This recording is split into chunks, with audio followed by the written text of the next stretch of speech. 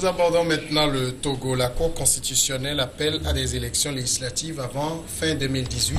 Dans un communiqué signé du président de la plus haute instance judiciaire du pays, le président Abdou Assouma a constaté que le processus législatif était en retard, appelé le gouvernement et la CENI à faire diligence pour que les élections législatives soient organisées avant la fin de l'année 2018. Du côté de la coalition des 14, on estime que c'est une cour inféodée au pouvoir qui est en train de pousser les acteurs politiques vers des élections en ignorant que le Togo traverse une crise politique profonde et que les réformes doivent être faites avant toute élection.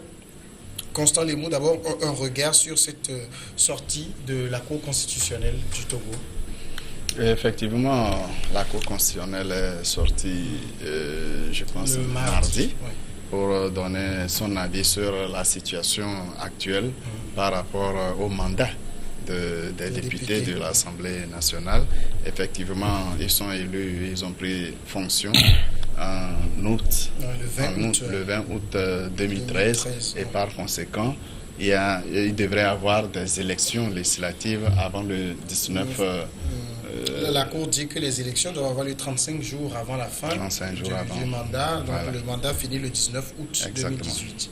Voilà. Donc ces élections n'étant pas probables dans ce délai, c'est du rôle de la Cour constitutionnelle d'attirer l'attention des différents acteurs, parties prenants dans le processus de renouvellement des députés à l'Assemblée nationale. La Cour constitutionnelle est donc pleinement dans son rôle.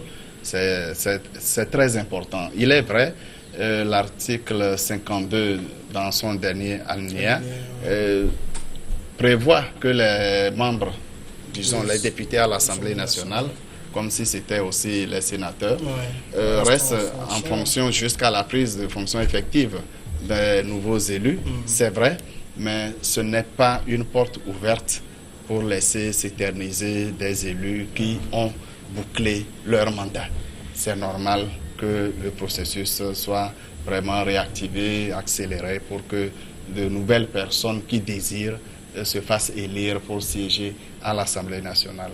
Les réformes concernent effectivement l'Assemblée nationale et dans le projet de loi proposé par le gouvernement, il est dit clairement que les députés seront élus pour un mandat de 5 ans renouvelable une seule fois.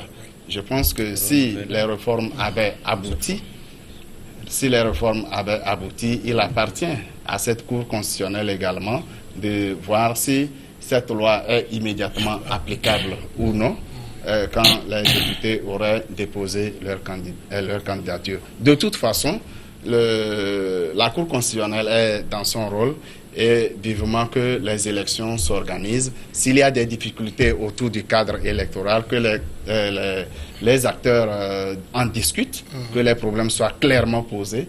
Qu'est-ce qu'on reproche au cadre électoral? Quelles mesures faut-il prendre pour rapidement aller aux élections? C'est le plus important. Il ne faut pas fuir les élections. Jean-Luc, c'est ça aussi l'alternance. Finalement, la Cour a fait son job, hein?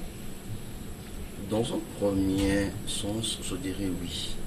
La Cour a fait son job en s'auto-saisissant, mais malheureusement, la Cour n'est pas allée jusqu'au bout en respectant les règles. La Cour, en s'auto-saisissant, devrait siéger avec ses membres et sortir un arrêt. Mais quand, par exemple, le président de la Cour constitutionnelle prend un communiqué, on a comme l'impression qu'il a reçu des ordres, des injonctions quelque part, et il rentre dans son bureau, il prend un communiqué et il le sort. C'est l'impression que ça donne. Je veux bien croire que ce n'est pas le cas. Et mais la Cour n'a fait aucune injonction dans son communiqué. Non, on a comme l'impression qu'elle a reçu des injonctions. D'ailleurs, c'est-à-dire qu'elle a reçu des pressions, je dirais, de l'exécutif pour pouvoir prendre ce communiqué. Parce qu'en réalité, la Cour constitutionnelle prend des arrêts.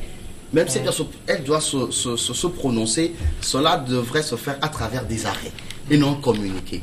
Là, déjà, la base est faussée. Et donc, aujourd'hui, la C14 croit en droit de pouvoir contester cela.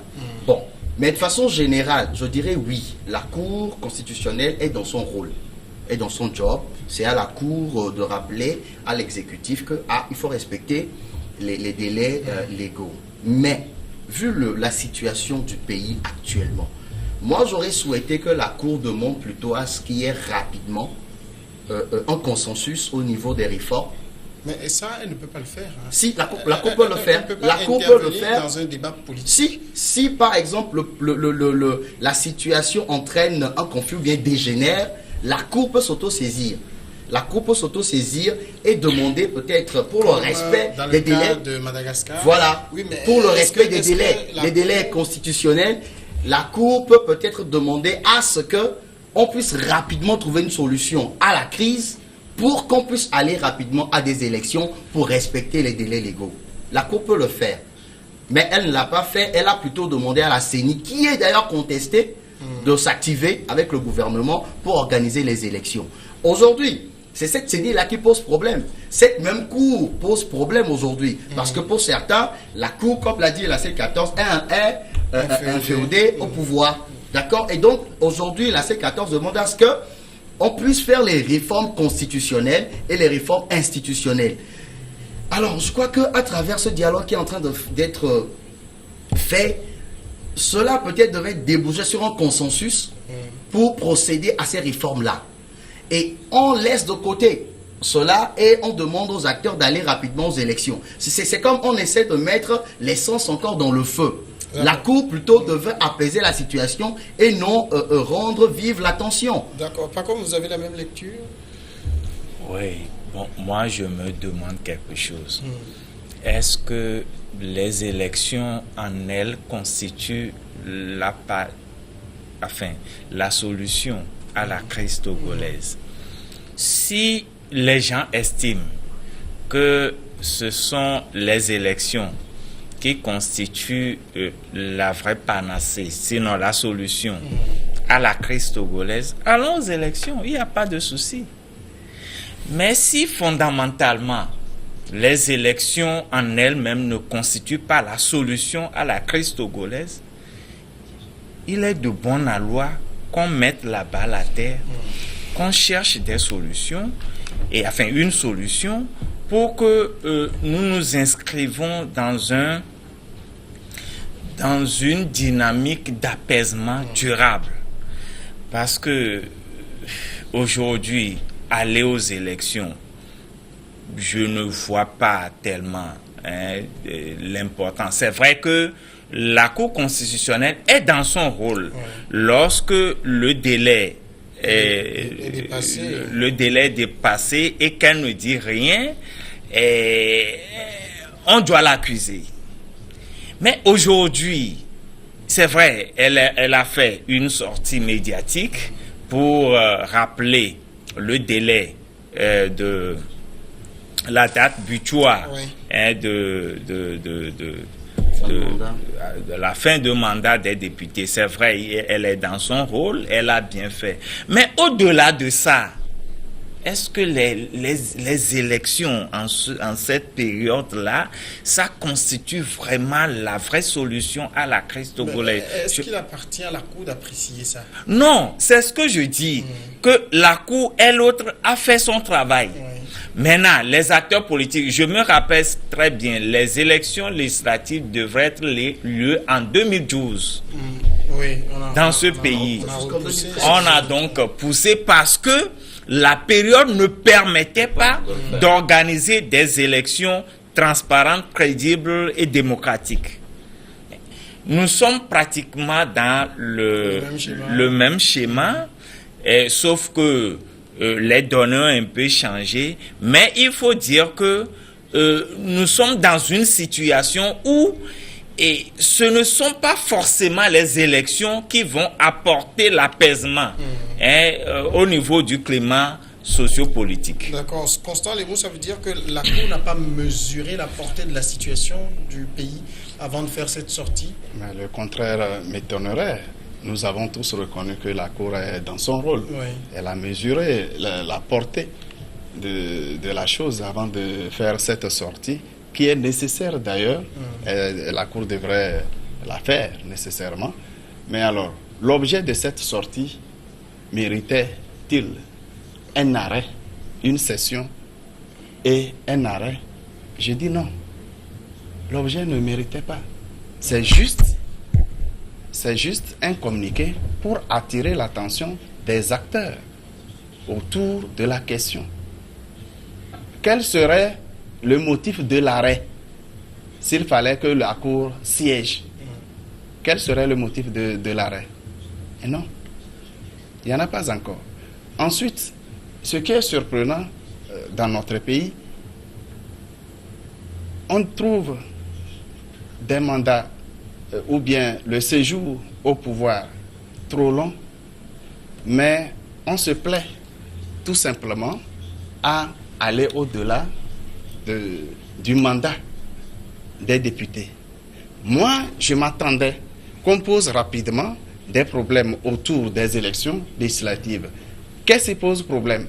Est-ce que c'est le fichier électoral? Qu'est-ce qu'on reproche au fichier électoral? Quelles sont les mesures à prendre? Rapidement, ils s'entendent là-dessus.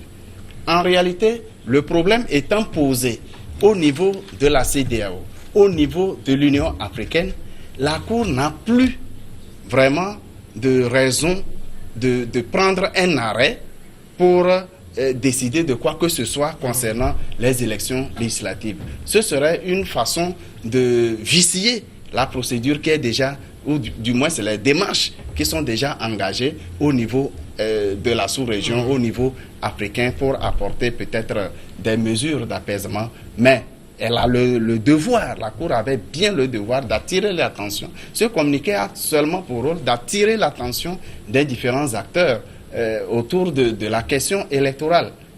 N'eût été cet alinéa, à partir du mois d'août, on tombera dans un vide constitutionnel. Un vide que l'article 52 règle déjà. C'est ce que je dis. Le dernier alinéa de l'article 52 apporte un bémol. C'est ça qui nous empêche de rentrer dans un vide constitutionnel après l'expiration du mandat des députés. Alors, mais on ne peut pas s'en servir pour permettre aux députés de s'éterniser à l'Assemblée nationale alors que le mandat est terminé. Le communiqué de au même moment, Samuel, au même moment, le président de la République est en plein mandat, à mi-mandat, on lui demande de partir. Mais ceux qui ont fini le mandat ne se pressent pas du tout de partir. C'est ça qui me paraît un peu bizarre dans le comportement des acteurs politiques togolais.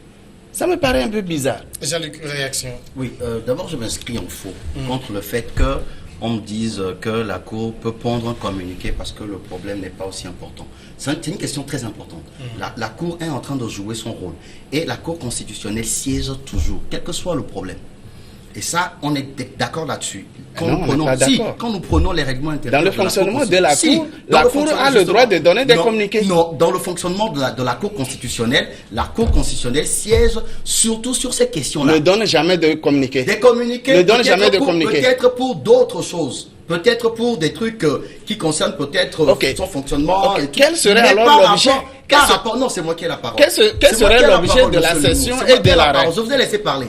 Par rapport à cette question très importante, la Cour a fait une sortie pour rappeler les acteurs politiques à l'ordre. Et là, je dis, dans le fonctionnement, dans les règles permettant à la Cour constitutionnelle de fonctionner, il est dit que la Cour siège.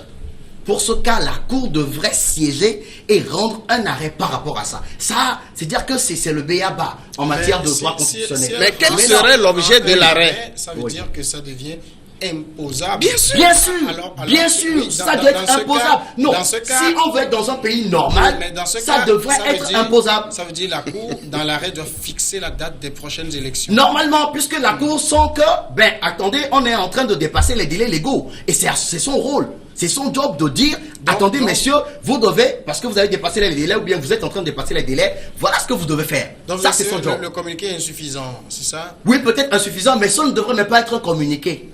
Moi, je pense que la Cour devrait rendre un arrêt. Ça, c'est la forme. Et ça, c'est en matière constitutionnelle. Ça a toujours été comme ça. Respectons les règles. Pacoum? Bon, ok. Sur ce débat communiqué, arrêt, il fallait quoi dans la forme?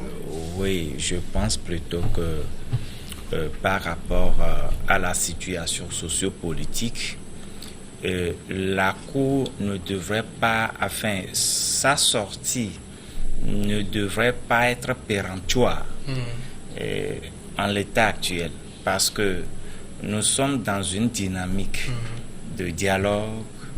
Il y a la CEDEAO qui intervient et la Cour doit être un peu prudente en essayant d'attirer tout simplement l'attention des gens, parce que lorsque la Cour rend un arrêt, elle donne des injonctions à l'exécutif de respecter le délai. On risque de se précipiter pour aller aux élections, alors que fondamentalement, on n'a pas encore réglé le problème politique. Donc, la sortie qui constitue au travers de ce communiqué, et je ne suis pas constitutionnaliste. Je parle sous réserve, je ne suis pas constitutionnaliste.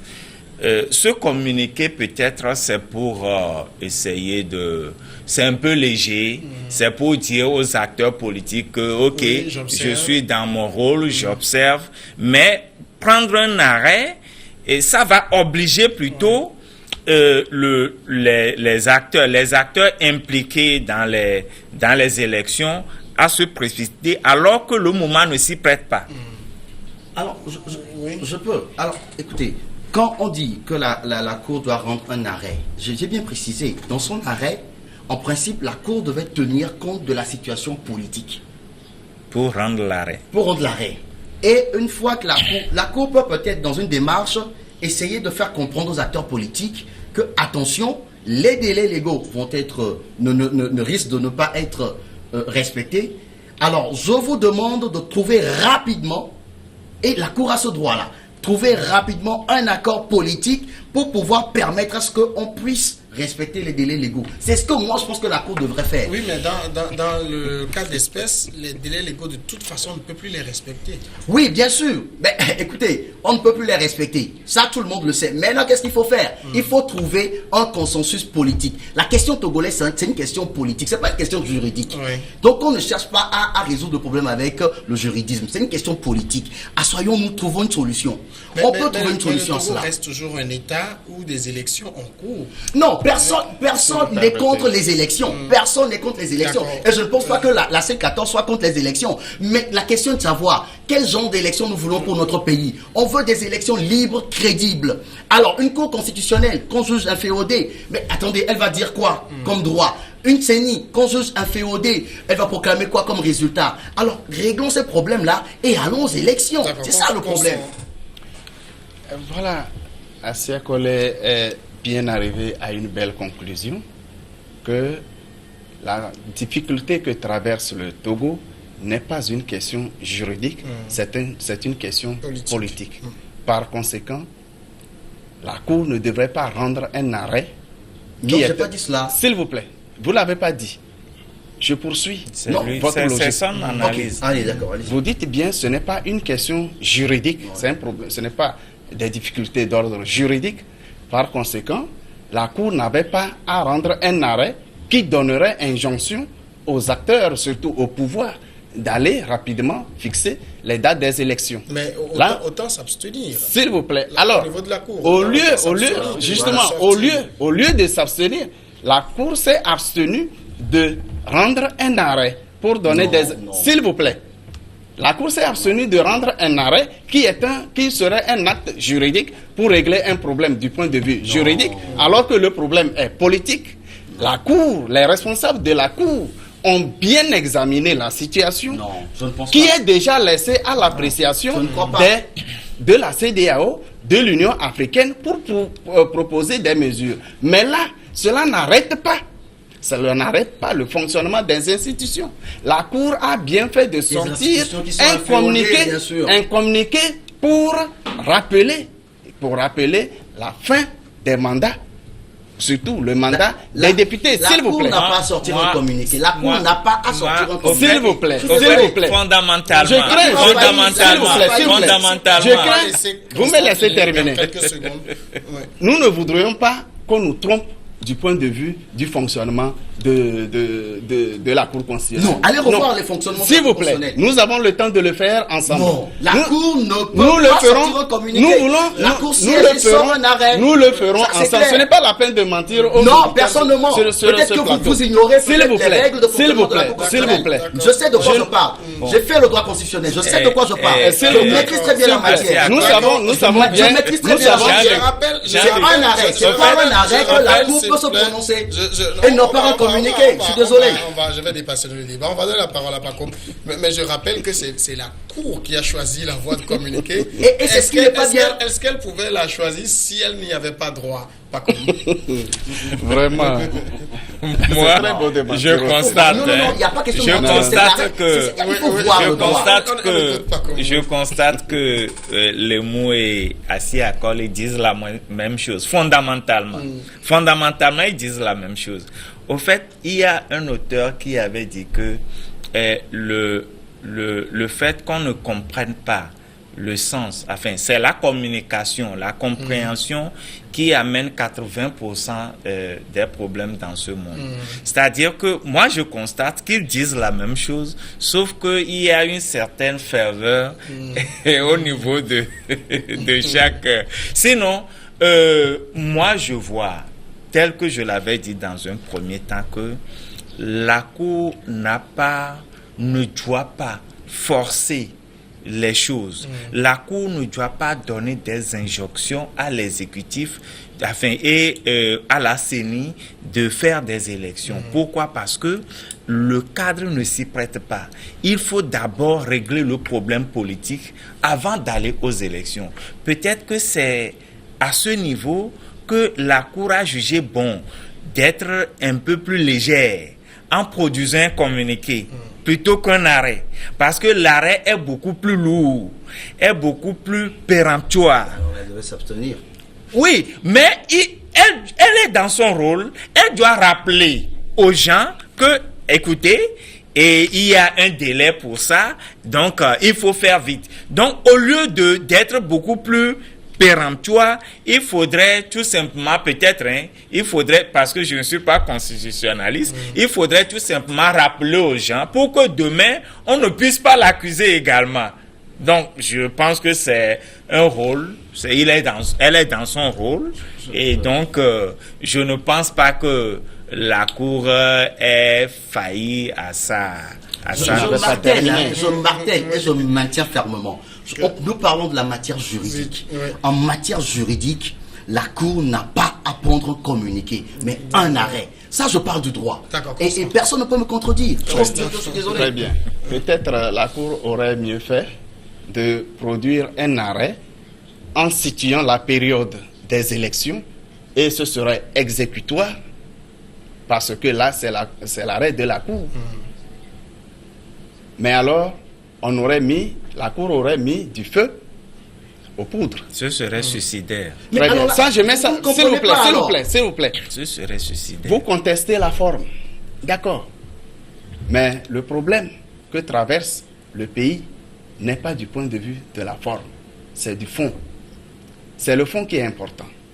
Aujourd'hui, aucun député ne peut dire qu'il est encore dans les droits, vraiment, si le bon sens guidait notre vie, qu'après le mois d'août, il est encore en fonction. Ce n'est pas normal, c'est une anomalie. C'est une anomalie et les acteurs devraient évoluer vers là, vers les élections législatives, vers les élections locales.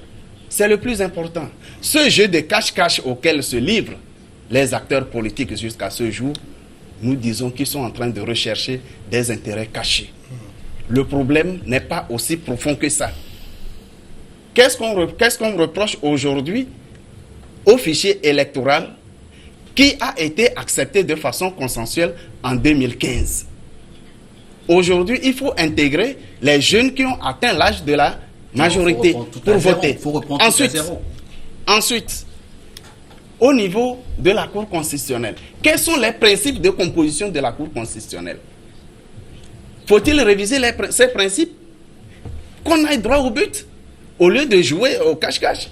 Aujourd'hui, nous savons que beaucoup d'acteurs politiques sont en train de tirer gros profit personnel de cette crise, de gros profits personnels Ça, sur le dos du peuple. Ça, c'est vous qui le dites.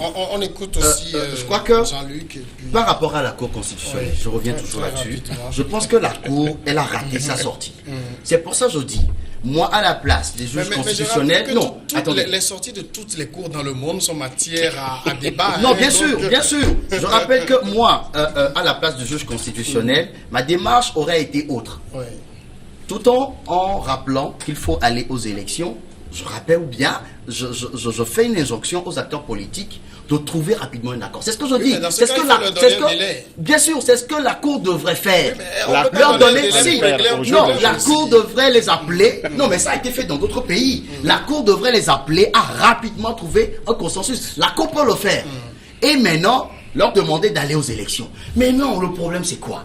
Est-ce que c'est les élections qui vont constituer bien, qui sont la solution pour notre problème? Non, parce que c'est les élections qui posent le problème. Alors pourquoi on veut aller rapidement aller aux élections? Pourquoi on se pousse à aller aux élections? Les gens ont des agendas cachés, les gens ont déjà les résultats quelque part. Je voudrais tout simplement rappeler que le fichier électoral n'est jamais consensuel. Le fichier électoral est fiable. Si par erreur, les acteurs politiques estiment qu'ils ont évolué, là, ce n'est pas bien. C'est-à-dire que c'était une erreur. Le fichier électoral n'est jamais consensuel. Le fichier électoral est fiable. C'était une erreur de leur part. On ne